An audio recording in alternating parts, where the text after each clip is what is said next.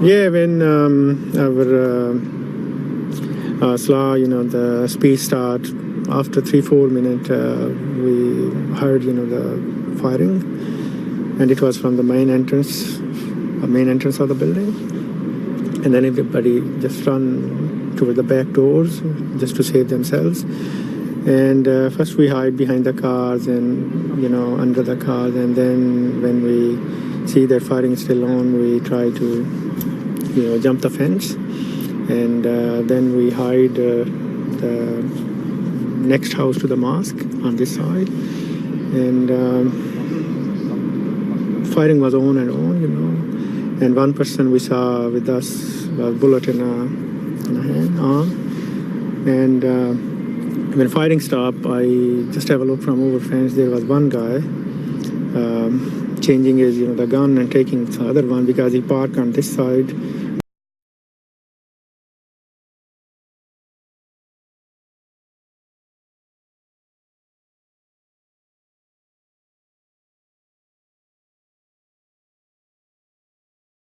Unprecedented events that took place in Christchurch this afternoon.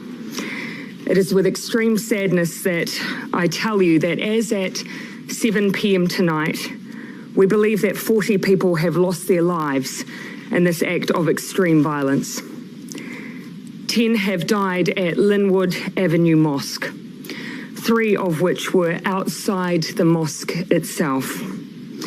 A further 30 have been killed at Deans Avenue Mosque. There are also more than 20 seriously injured who are currently in Christchurch A&E. It is clear that this can now only be described as a terrorist attack. From what we know, it does appear to have been well planned. 2 explosive devices attached to suspects' vehicles have now been found and they have been disarmed. There are currently 4 individuals who have been apprehended, but 3 are connected to this attack who are currently in custody. One of which has publicly stated that they were Australian born. These are people who I would describe as having extremist views that have absolutely no place in New Zealand and in fact have no place in the world. While we do not have any reason to believe at this stage that there are any other suspects, we are not assuming that at this stage. The Joint Intelligence Group has been deployed and police are putting all of their resources into this situation. The Defence Force are currently transporting additional police staff to the region. Our national security threat level has been lifted from low to high. This, I want to assure people, is to ensure that all our agencies are responding in the most appropriate way. That includes at our borders. Many of you will have seen that Air New Zealand has cancelled all turboprop flights out of Christchurch tonight and will review the situation in the morning. Jet services both domestically and internationally are continuing to operate. I say again, there is heightened security. That is, of course, so we can assure people of their safety, and the police are working hard to ensure that people are able to move around their city safely.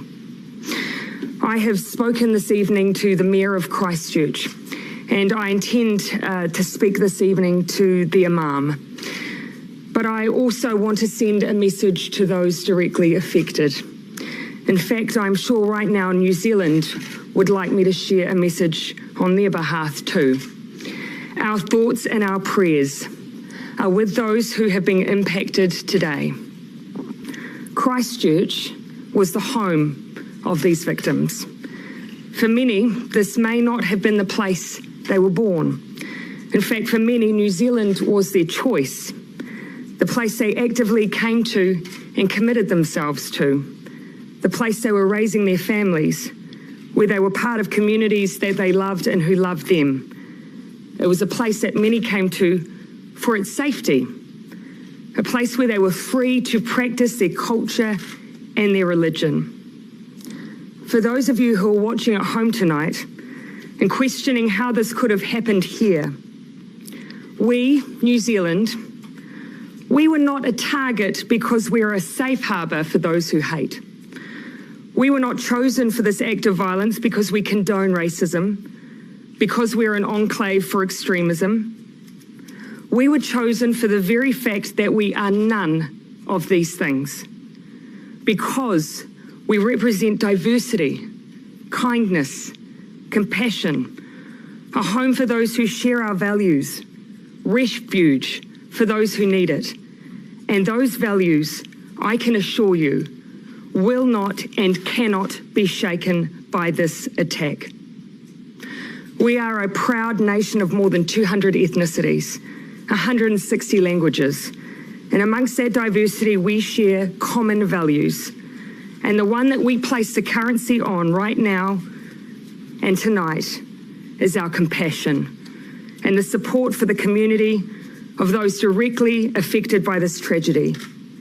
And secondly, the strongest possible condemnation of the ideology of the people who did this. You may have chosen us, but we utterly reject and condemn you.